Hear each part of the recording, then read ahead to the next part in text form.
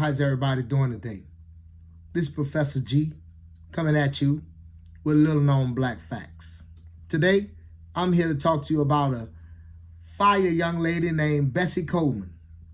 Now, Miss Coleman was born at the late 1800s, at the end of the century. And she grew up in Texas.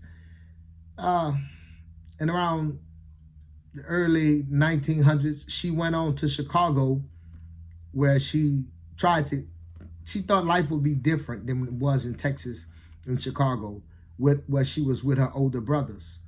In Chicago is where she ran into a lot of soldiers returning home from World War I, black soldiers, who told her all these harrowing stories about World War I and what went on. But the thing that fascinated her was they talked about the women who flew planes.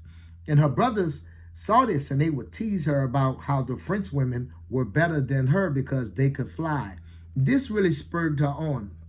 So she was determined to learn how to fly. She started trying to enroll in schools around America, but of course in the early 1900s, America was still at the peak of being racist, so that was absurd. She was a female, number one. Number two, she was black, so you know that wasn't gonna happen.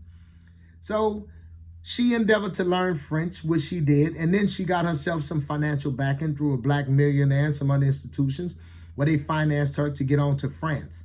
She made it to France, dig this, in 1920. Now, when she got there and enrolled in school, it took her 7 months. And she knew how to fly. She learned how to fly in 7 months. Okay, needless to say, she went on and she got her license. And the way the story is told, she was taught to fly on like a big ugly duckling, basically. All right.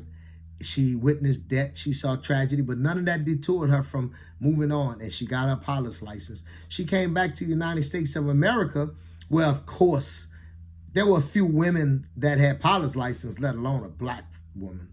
Now, this drew her all type of beautiful attention and accolades that you would think would set her up to live a good life, but instead, this set her up for death. And what happened is, she was a person who performed at air shows. She performed stunts, and from all accounts, she was very good.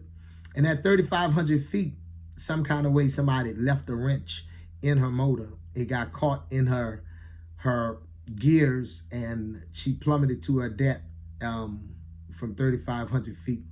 Now, we all know this wasn't no accident, but this is just what happened. So this was just a little known black fact. Hey, listen, you know I'm going to be going to YouTube January 1st, okay? So please like, share, subscribe, and leave a comment.